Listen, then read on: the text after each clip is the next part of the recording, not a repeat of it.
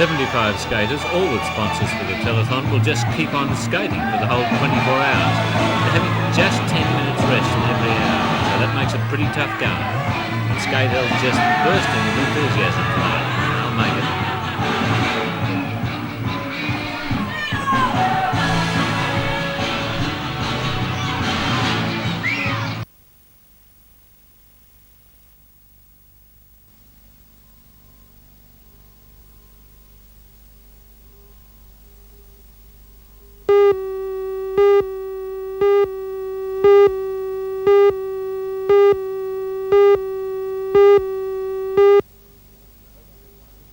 Aintree's sticky ground and giant fences proved too much for many fancied runners.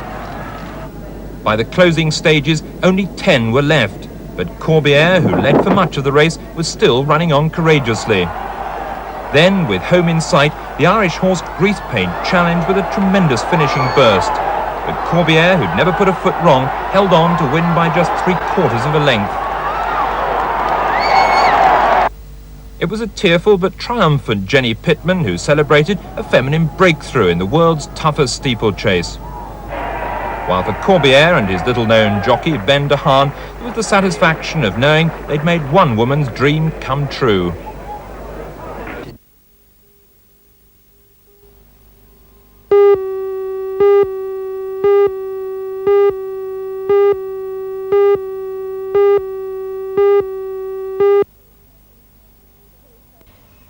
Police say the man died after losing massive amounts of blood from a gunshot wound in his cheek. His body was found at about 8:30 last night in the bedroom of the house by his 40-year-old uncle. Mr. Parry contacted police immediately after discovering the body of his nephew in a pool of blood between the bed and the wardrobe. Late last night and in the early hours of this morning, detectives from Newcastle, Cessnock and Muswellbrook combed the property in Brunkers Lane, Ravensworth, but were unable to find any trace of either a murderer or a weapon. The only clue that has turned up is the discovery that a motorcycle is missing from the property. Police believe the killer used the cycle to flee the scene. At dawn this morning, an intensive search of the Singleton, Ravensworth and Whittingham areas was mounted. But despite the search, which involved the Sydney Homicide Squad and the Police Air Wing as well as local officers, the missing cycle has not been found. The police are now appealing to anyone who sees a blue Honda 500 motorbike they think is the stolen one to contact their nearest station immediately.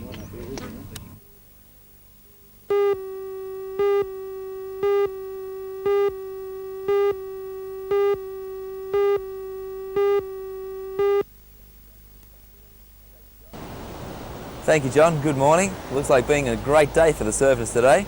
At the moment, the sun's out. There's quite a bit of cloud around and there is the possibility of a little patchy rain during the day, but it should clear even if we do get any by this afternoon. Around the beaches this morning, pleasant conditions. It's quite mild. The wind's offshore. We have waves around 1.2 metres at most of the open beaches, occasionally a little bigger. The swell completely turned now. It's coming in from the northeast and it looks like being a fairly good day for the board riders. Wave quality is quite reasonable at the moment, although the tide is a little high, and the waves will improve as the morning goes on and the tide runs out. If you'd like to go for a swim today, most of our city beaches are reasonably safe. We are starting to develop sweeps to the south now and some strong rips, so just take a little care. But it looks like being a fairly reasonable day all round. As far as the weather's concerned, the Bureau are forecasting patchy rain for New South Wales, a little snow on the highlands tonight. Winds turning to the northwest during the day and then cooler westerly as the low moves through across the Bight at the moment, and then right around to the southwest as a cold front brings colder weather into New South Wales. For the Hunter region today, mild to warm and cloudy, a little rain possible. A strong wind warning is current for coastal waters for northerly winds at 20 to 30 knots, that's 40 to 60 kilometres per hour, turning northwest later. Moderate to rough seas on a low to moderate swell. Newcastle heading for a top today of 27 degrees, up in the valley at Scone a top of 28, and the outlook for Tuesday, early rain possible and then westerly winds. High tide this morning was at 5 minutes past 7, 1.7 metres. Low tide will be at 26 minutes past 1 this afternoon at 0.4 of a metre. Well, that's the story. Waves around 1.2 metres for the board riders. Offshore winds. It's going to be a great day.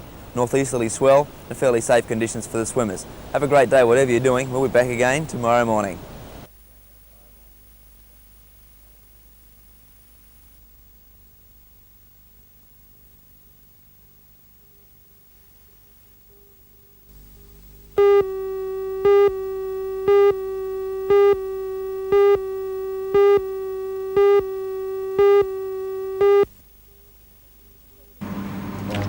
Professor Charles Engel from the university's Department of Medicine today tested the effectiveness of teleconferencing. The system is widely used in Britain and the United States, but in Australia is relatively new. Newcastle University is the first in Australia to test the equipment for its use in education. And today's initial trial proved a success. Professor Engel was able to talk to doctors at hospitals in Gosford, Tamworth and Taree simultaneously, replacing the need for a gathering and a face-to-face lecture. Lovely, thank you very much. A teleconference is simply an extension of an ordinary telephone call. The phone is wired to microphones and loudspeakers, allowing more than two people to participate in the conversation. Newcastle University is considering installing the teleconferencing equipment to assist with the ongoing education of its medical graduates. Professor Engel says practicing doctors are often too busy to travel to Newcastle for lectures. For them, he says, teleconferencing seems to be the answer. I'd like to address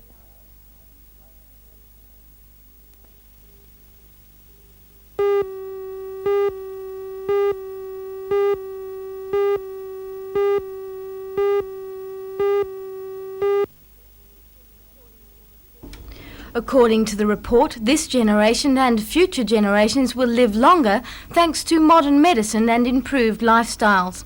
It also points out that the birth rate in many countries is falling, and that is further increasing the proportion of aged people. The study warns that the trend may create problems for many nations by straining health facilities and welfare budgets. The chairman of the committee that prepared the report is British surgeon Professor Anthony de Bono. Professor de Bono is in Newcastle to lecture medical students, and today he was able to offer some solutions to the problems that an ageing population may create. He stressed the importance of preventative medicine. There's no reason why, given sufficient advice, education and care, preventive measures shouldn't allow people to reach the full extent of their biological age. That may be 80 or 90 years or even more, without being ill and without being disabled. And we found this because each generation, each 5-year cohort of people is healthier than the one before. And the important thing is that if lifelong preventive measures are taken, this is going to leave us with elderly people who are going to live out a full and active life without being a burden on the state.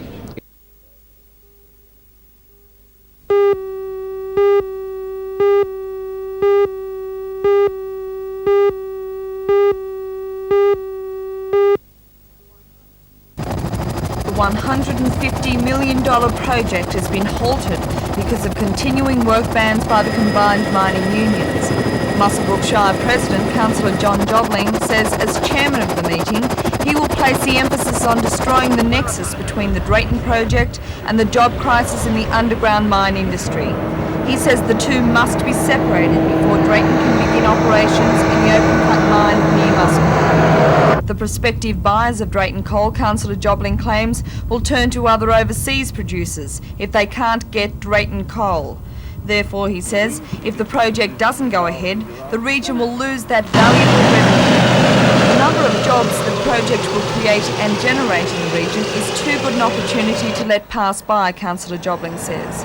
A date and venue for the public meeting is expected to be fixed this week.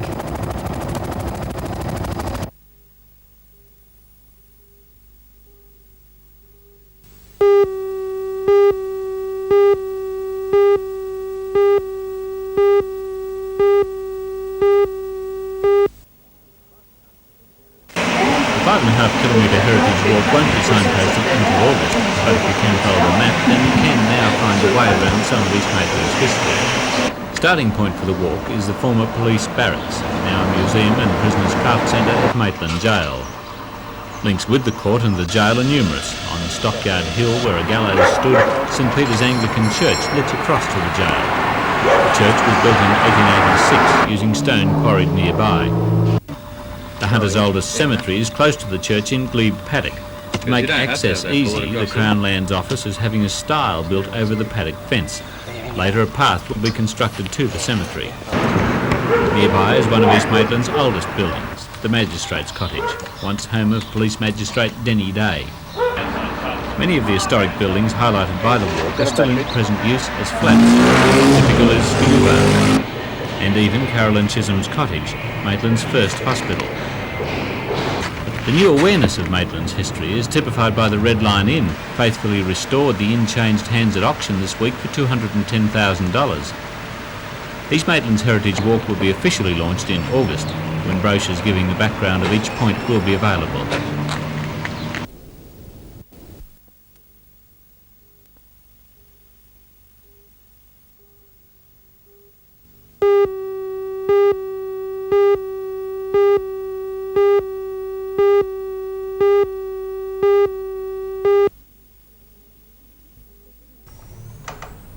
The 10th Terminal Regiment is made up of 4 squadrons, one of which is already located at Fort Wallace. Alderman Cummings says it makes sense for the remaining 3 squadrons, now located at Middle Head, to be moved to Newcastle when the Sydney base closes. She says that with some redevelopment, Fort Wallace would be suitable for the regiment, which specialises in water and road transport. Alderman Cummings believes that if the federal government agrees to the relocation, it will provide a boost for Newcastle's economy. 350 families, I understand, would be relocated. 350 people and their families, which means housing. They'd have to build more buildings at Fort Wallace. All the facilities for launching the amphibious larks, I think they call them. So there'd be quite a lot of jobs involved in the establishment, and I think it's time for Newcastle to stand up and say, well, we want that as an industry as well as a regiment. Alderman Cummings, what do you think Newcastle's chances are of convincing the government that it's the right place for the relocation? I think we've got a very good chance of getting that 10th Regiment. I'd want to know why not when we've already got one unit established here.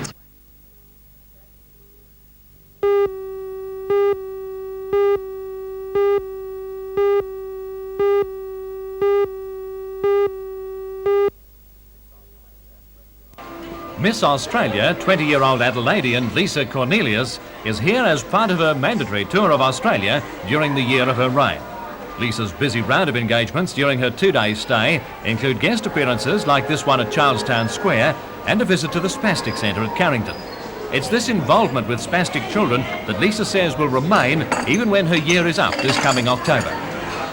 After being Miss Australia and being so involved with the spastic centres, that I hope that they will use me and need me as a former Miss Australia to attend functions or guest speak wherever possible, and I hope to keep in touch as much as possible during the coming years. The Miss Australia quest has become an institution over its 30 years, but the image has undergone change. Gone are the white gloves, sashes and police escorts, but the celebrity appeal remains, and always will, according to Lisa. It tends to move with the times, and it keeps up to date. No more hats, white gloves and police escorts. No, it has changed. The etiquette has changed a great deal in the protocol, but that is not necessary to have the gloves and the hats these days because the public don't expect it. As well as the Australian tour, Lisa Cornelius has also won a trip to the United States, which she'll be taking in September. Lisa has no regrets about taking on the busy role of Miss Australia for 1983. However, from time to time she does miss her 4 cats, 1 red setter, 2 lovebirds, a tortoise, her boyfriend, mum and dad, and of course, her music.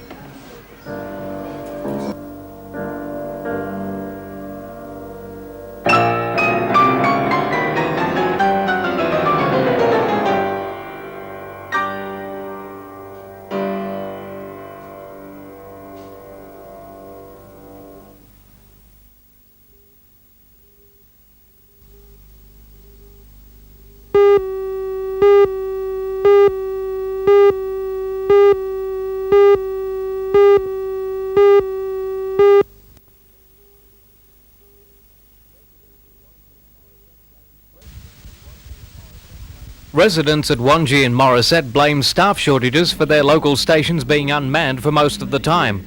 In February, it was announced that the Newcastle Police District would be getting 48 extra police. Toronto has been expecting another general duties policeman and 7 highway patrol officers. These have been promised before the end of the current financial year. The Minister wants each police district to have greater autonomy and flexibility in deciding manning levels at its stations, a policy in line with the recent Lusher report.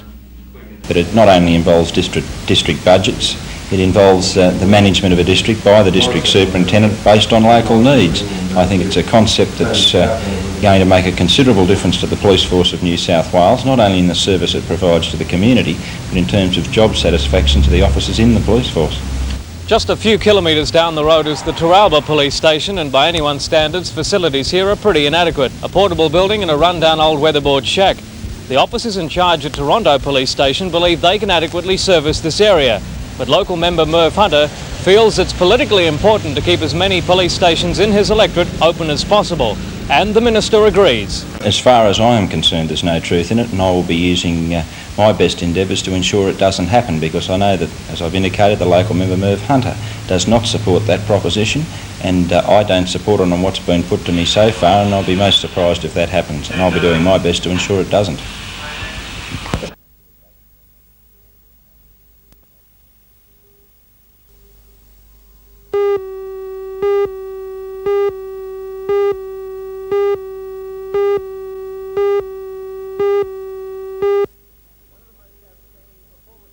But one of the most outstanding performances of the Foster's Cup was that of Newcastle junior Nicky Woods, who at 12 years of age became the youngest surfer ever to represent Australia in an official team.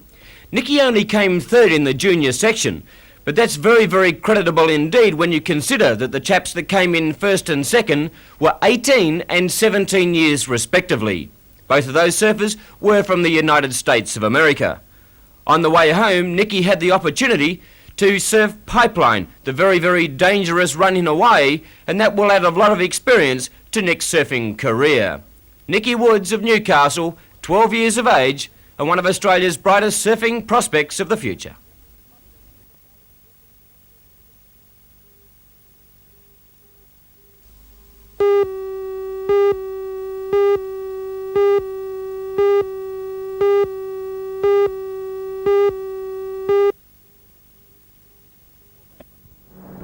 Almost 150 photographs, many of them unique, follow the history of the RAAF from the days of the Australian Flying Corps in France in World War I through to the present day. The display was selected from thousands of photographs taken by RAAF personnel. Many of the photos were uncovered in old files, some found in private collections.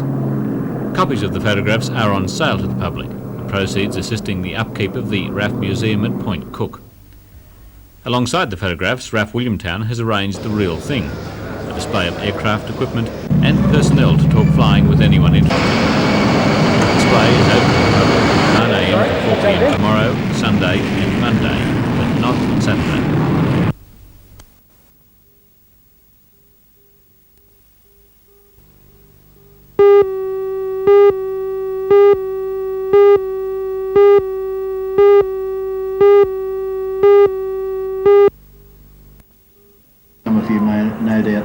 A computer firm at Gosford opened new offices today to accommodate its expanding business throughout the region and now interstate.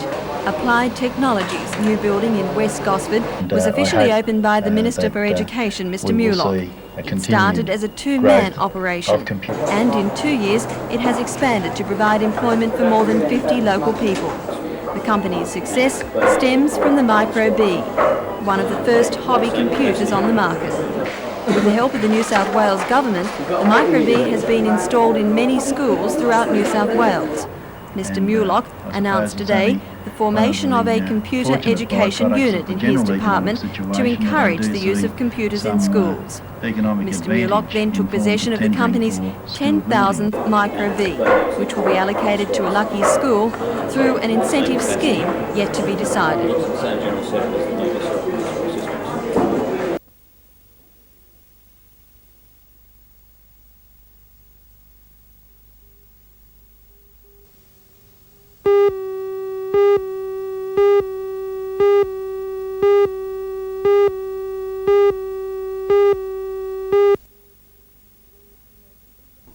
In their position in middle management, Mr Brady says engineers can prevent industrial unrest by adequate preparation.